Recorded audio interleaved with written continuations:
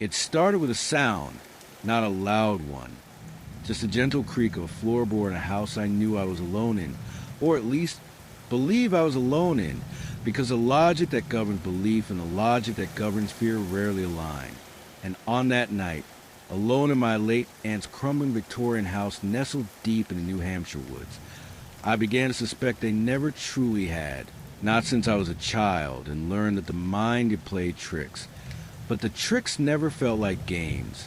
They felt like quiet warnings, premonitions written in the fine print of memory. And that night, as the last embers in the fireplace died with a soft sigh, I realized the house was too quiet. So quiet that I could hear my heartbeat in my eardrums and the settling of dust on the floorboards upstairs, though no one had walked up there in weeks, not since a funeral.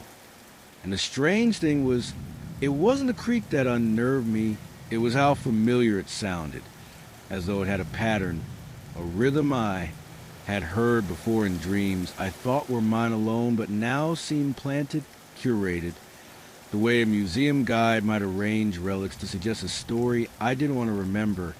And in that moment, with the wind teasing the branches outside and the light of the moon falling pale and weak through the tall windows, I felt something watching me, not from the shadows but from inside, as though my own thoughts had turned against me, become other. And I recalled how Aunt Clara had always spoken to the walls when she thought no one was listening, whispering names that didn't belong to any relatives I knew, and I had dismissed it then as the ravings of age.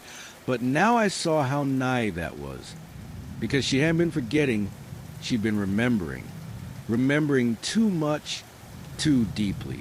And when I went to the hallway to check the fuse box, because the lights had begun to flicker, I passed the old mirror she had kept covered in cloth, and I saw my reflection hesitate, just for a fraction of a second, too long, as though deciding whether or not to mimic me. And the moment I blinked, it smiled, not with lips, but with eyes, and that smile wasn't mine, and it vanished before I could even scream. And from that point I knew I couldn't leave, not because the doors were locked, but because the house itself had drawn me in, held me in place with invisible threads wound tightly around my memory, my past, my fears. And I remembered then that I had been here before, not as an adult, not for the funeral, but long ago as a child, during a summer I thought I'd forgotten, a summer when I had wandered into the woods and found a stone circle, overgrown and broken, and inside it an altar of sorts, covered in teeth, not animal teeth, not quite human either. And something had spoken to me then, in a language I did not know but understood all the same. And when I ran back, Aunt Clara had taken me inside without a word and handed me a cup of warm milk. But her hands trembled and her eyes were rimmed with red. And that night I had a dream of a mirror that breathed, and I had woken up screaming, but no one had come. And the next morning no one mentioned it, as though silence could undo what had taken place. And now, decades later, I realized that nothing had ever left. It had only waited for me to come back, and the house, with its groaning walls and soot-darkened corners, was no longer just a building. It was a container, a trap, and as I walked through it, I felt my memories unraveling, rearranging, rewriting themselves in subtle, horrific ways, so that when I looked at the family photos on the wall, the faces had changed. My father's smile was too wide, my mother's eyes too empty, and in the background there was a figure I didn't recognize but somehow knew intimately, like a name at the edge of consciousness. And when I looked away, the image persisted, not on the wall, but in my mind, etched there like a tattoo of memory I never asked for. And each room I entered was colder than the last, not just physically but emotionally, like the warmth of human presence had been sucked out over the years, replaced by something that fed on attention, on fear. And the deeper I walked, the less I remembered who I had been before I arrived, until even my name began to feel foreign, like a sound someone else had given me for convenience.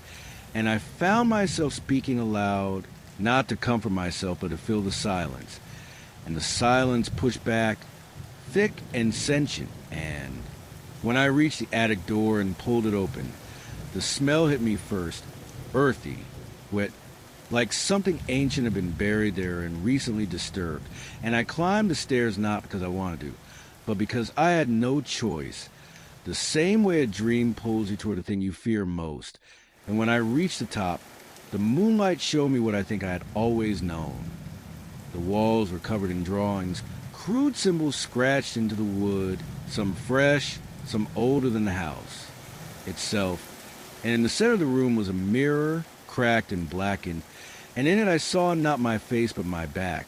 And when I turned, no one was there, and when I looked again, the mirror showed the room behind me empty, but I felt breath on my neck, warm and close, and I couldn't move, not even to scream.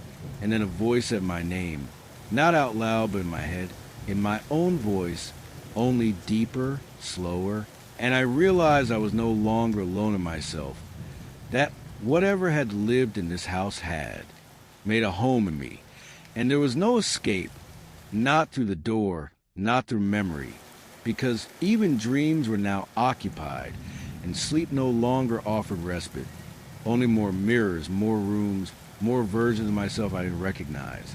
And each night I wake and forget where I am, what year it is, who I was, and I hear her downstairs, humming the same lullaby she sang when I was small. But isn't Clara anymore? It never was.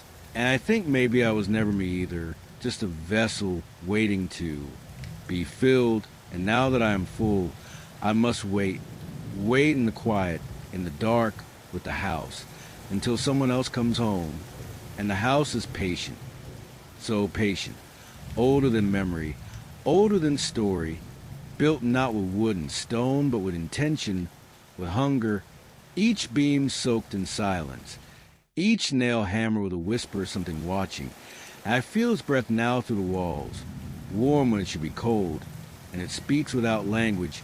It moves without shape, a presence that brushes against my thoughts like fingers trailing along a dusty bookshelf, choosing which page to open next. And though the days pass, or seem to, I do not see the sun anymore, only the pale light from the attic window, which never changes, never brightens or fades, as if time here is not real or is being rewritten every moment.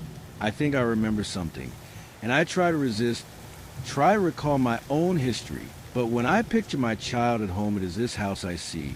When I try to remember my friends, their faces blur, their voices echo with wrong intonations, and I suspect they never existed at all, or worse, that they were here once too, claimed in different rooms, forgotten in different mirrors.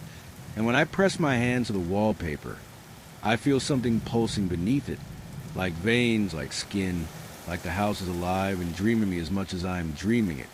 And I've begun hearing things that are not words but feel like commands, suggestions, instructions spoken in the space between thoughts, guiding me to move furniture into strange shapes, to open crawl spaces filled with old toys and teeth, to burn photographs that I no longer recognize, though my own face looks out from them, smiling too hard, eyes too glassy.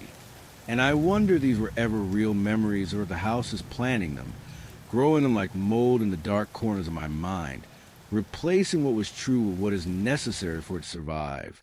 And in moment of clarity, rare and brief, I wonder if I died here long ago as a child in the woods, or later during the funeral. And this endless experience is the afterimage of A, fading soul, flickering in a place where death is not final, just transformation. And sometimes in the silence between heartbeats, I hear scratching the floor beneath me, in the walls beside me, in the ceiling above me, as if something is trying to dig to the layers of this reality into mine, or mine into theirs. And once, just once, I opened a trapdoor in the basement, the one Aunt Clara told me never to touch. And what I saw down there wasn't space, or structure, or even darkness, but a kind of absence so complete it hummed with need, a hunger that stretched down and down and down like a throat with no end. And when I closed it again, I found my fingernails bloodied and torn, though I did not remember scratching anything. And now my hands twitch on their own, clench and unclench like something is pulling the strings beneath my skin. And I hear whispers in the pipes, see eyes behind the wallpaper, and I know now that the house is no longer content to keep me. It wants more. It wants to be remembered, to be known, to spread. And so it pushes me to write this down, not in words, but in impressions, dreams, oil-slicked images that others might glimpse and carry with them unknowingly, like spores of mind. And I fear if you've come this far, you've already brought part of it with you, that its roots have begun threading through your sense of reality, wrapping around the quiet doubts you carry at night.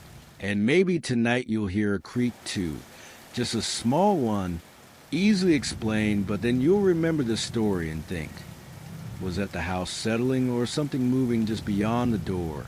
Something waiting for me to believe in it, to give it a name, because names are invitations and belief is a key.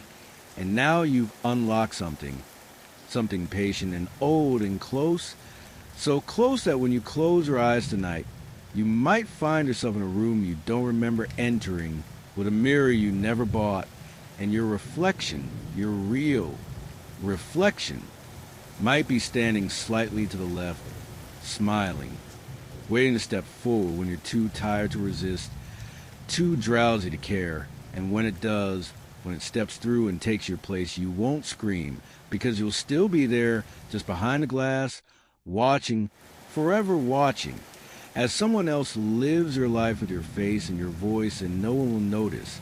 Not at first, not until the lights begin to flicker, and the hallway feels just a little too long, and the wind outside starts whispering your name in your own voice, just a bit deeper, just a bit slower. And by then it will be too late to remember who you were before the house found you. Too late to turn back from the dark that now waits in every room you enter alone, every mirror you pass by at night.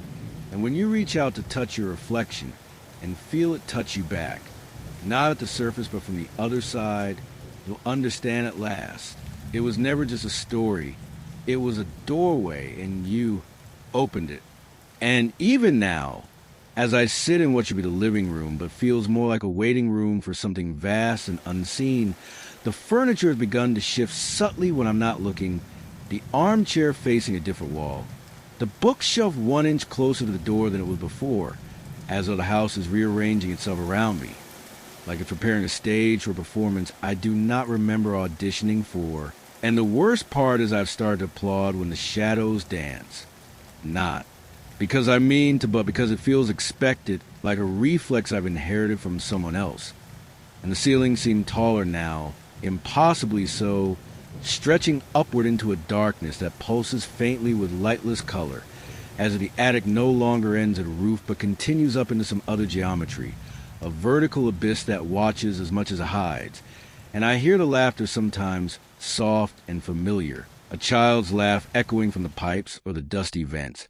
And though I try to remind myself that there are no children here, that there never have been since the day I arrived, I begin to see them in my periphery, just outside the radius of comprehension, small figures in old-fashioned clothes, faces turned away, but always watching when I look down at my hands and find them smaller, softer, dirt-streaked in a way that suggests I've been playing in soil, and then larger again, adult again. But for a few seconds I do not remember which is real, which is dream, and I think that maybe time is being rewritten around me, braided backward and forward simultaneously by the will of the house, a place so old it predates narrative, where events loop and collapse and return differently, wearing new masks, and I find notebooks filled with my handwriting that I do not remember writing, pages and pages of descriptions of events that haven't happened yet, or maybe already have, and I've just forgotten, and the margins are filled with diagrams,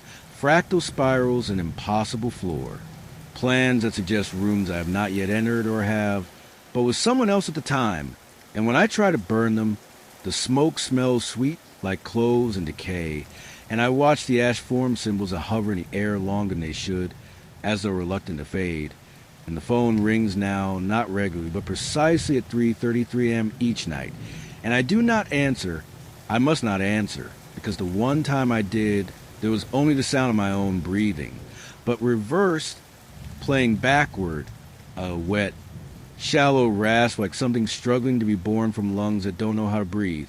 And since that night I hear that same breath when I sleep, right beside my pillow, just before I wake, and my body will not move, and the walls bend inward, pulse slightly, and I feel if I lay too still for too long, the house will inhale me entirely, draw me into its wooden lungs, make me part of its bones. And I have begun to think of it as a cathedral of self-forgetting, a sanctuary for the dissolution of identity.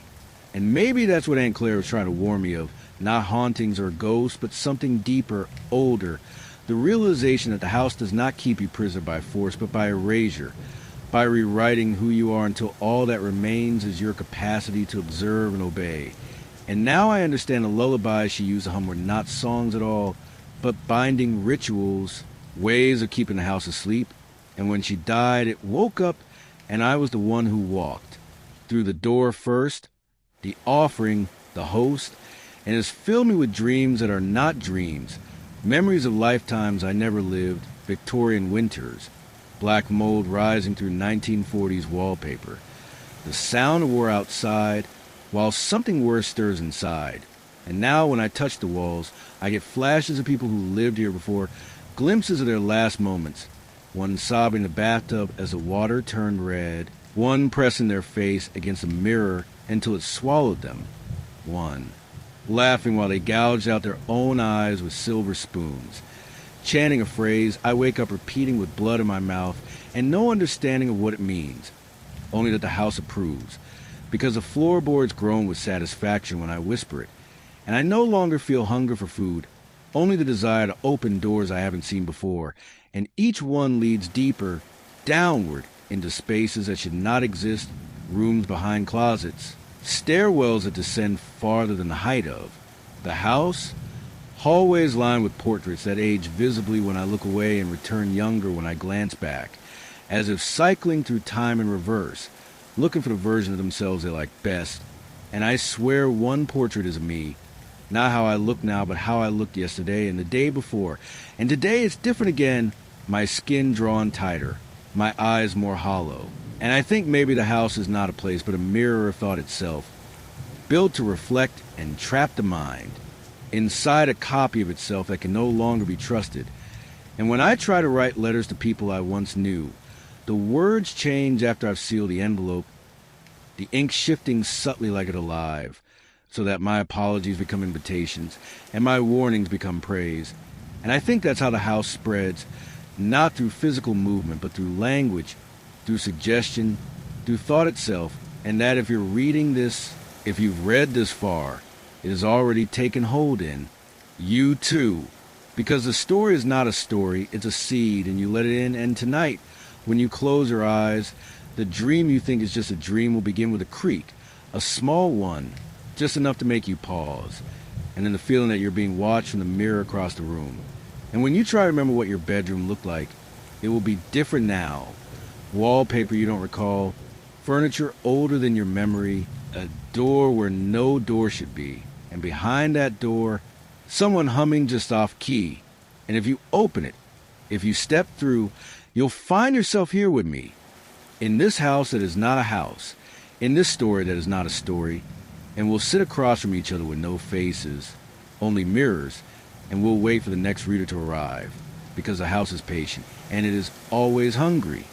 And the more I listen, the more I realize that the sounds I once thought were the house, the creaking wood, the sighing walls, the distant knocking, are not the house reacting to me, but rather the house speaking to itself about me, narrating my every movement in a language too old for understanding, a slow, dragging rhythm of sound that is closer to breathing than speech.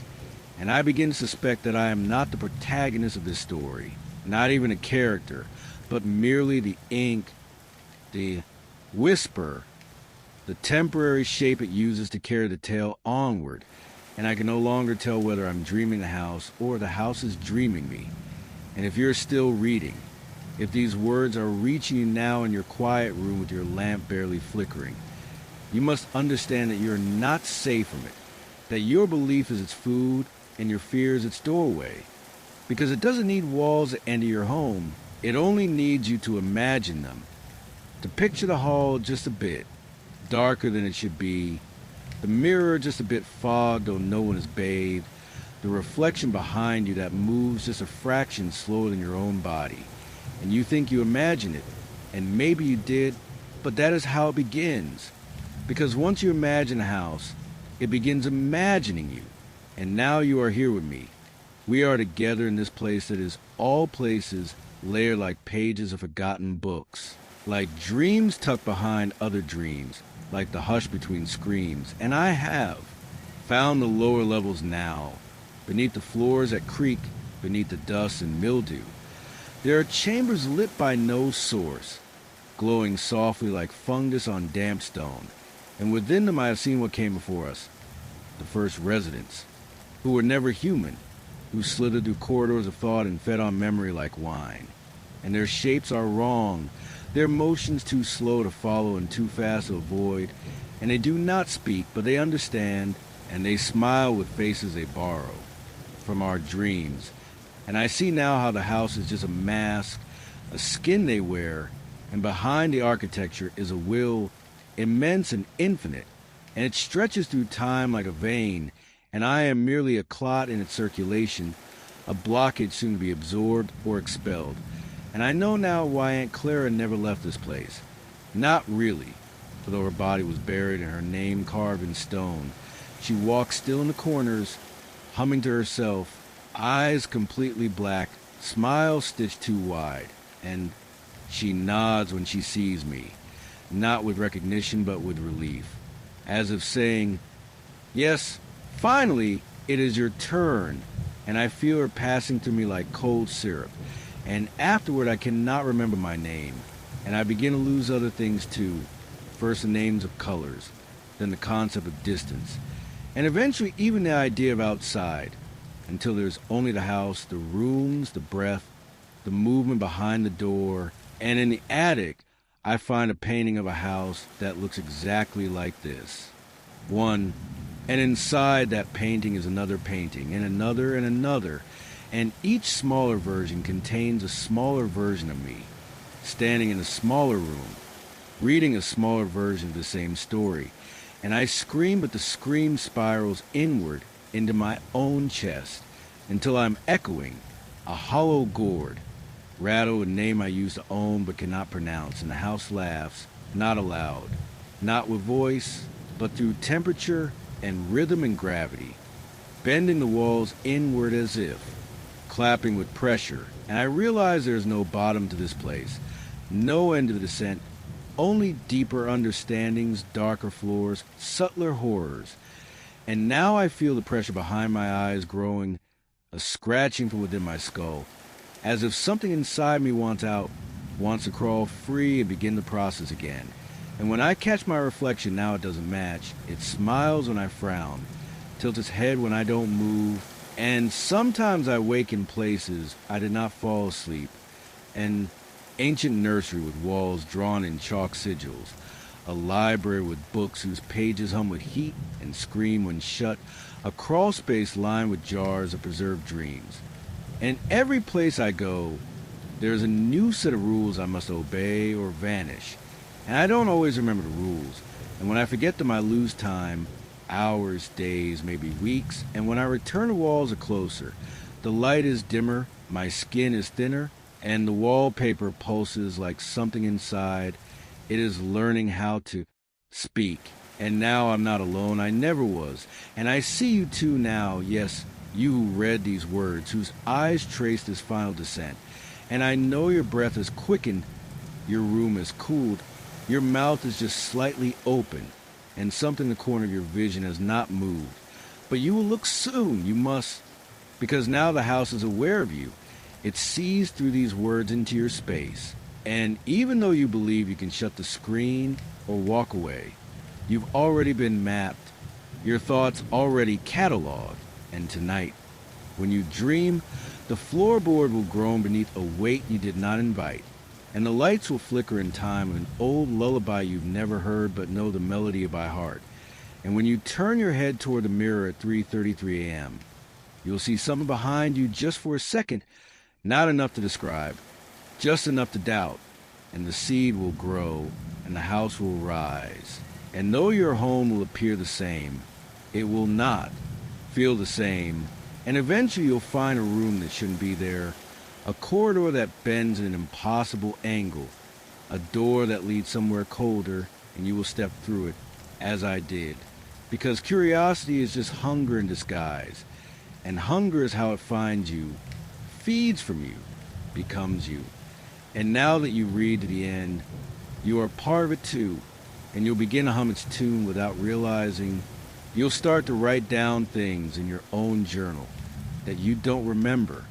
Learning, your dreams will grow long and dark and full of rooms you cannot leave. And one day, when the mirror smiles back with your face, but not your soul, you'll know, finally, that you are home.